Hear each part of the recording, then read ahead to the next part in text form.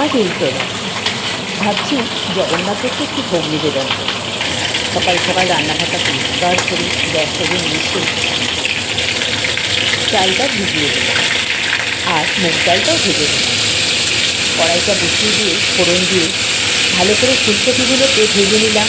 তারপরে ওই তেলেই ভেজে নিলাম একটু আলু, চন্দ্রমুখী আলু তো তাড়াতাড়ি গলে যায়। এইবার কী করলাম, একটা বড় পাতিলা বসিয়ে দিলাম।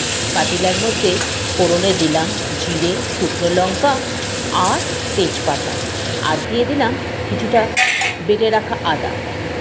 ব্যাস, তারপরে দিলাম টমেটো আর 2 চামচ জিরে গুঁড়ো। ঠাকুরের ভোগ তো, বেশি মশলা দেবো না।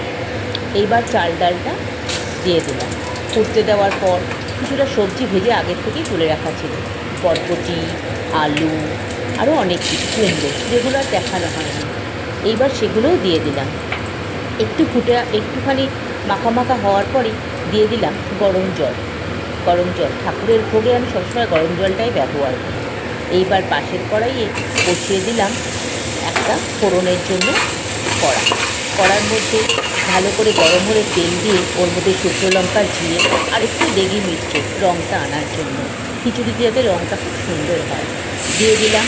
দেওয়ার পর ভালো করে ফোড়নটা যখন ফুটে উঠলো, ওর মধ্যেই খিচুড়ির মধ্যেই মিশিয়ে দিলাম। মিশিয়ে দেওয়ার পর নামাবার একটু আগে তার মধ্যে দিয়ে দিলাম ঝর্ণা ঘি 1 চামচ। 1 চামচই যথেষ্ট। গোবিন্দভোগের চালের গন্ধটা এত সুন্দর যে সারা রান্নাঘরটা আমার মম করছিল। খিচুড়িটা ফুটে ওঠার পর এবার ভালো করে নেড়ে চেড়ে নামাবার আগে একটু দিয়ে দিলাম ধনেপাতা কুচি। আমার ভোগ প্রায় তৈরি হয়েই এসেছিল। এবার সবাই, রঙটাও খুব সুন্দর এসেছিল। এবার আমার ঠাকুরকে ভোগ নিবেদনের পালা। সেটা আর আপনাদের দেখানো হলো না, তাহলে ভিডিওটা অনেক বড় হয়ে যেত। তাই জন্য জিরে একটুখানি ধনেপাতা আর ফোড়নটা দেওয়ার পর ভালো করে নেড়ে চেড়ে নামিয়ে দিলাম। আমার 12টার মধ্যেই ঠাকুরকে ভোগ নিবেদন হয়ে গেছিল। সত্যি কথা বলতে গিয়ে নিজের রান্না বলে বলছি না, খুব অপূর্ব হয়েছিল ভোগটা। আপনারা সবাই ভালো থাকবেন। সবাইকে জানাই উল্টো রথের অনেক অনেক প্রীতি ও শুভেচ্ছা।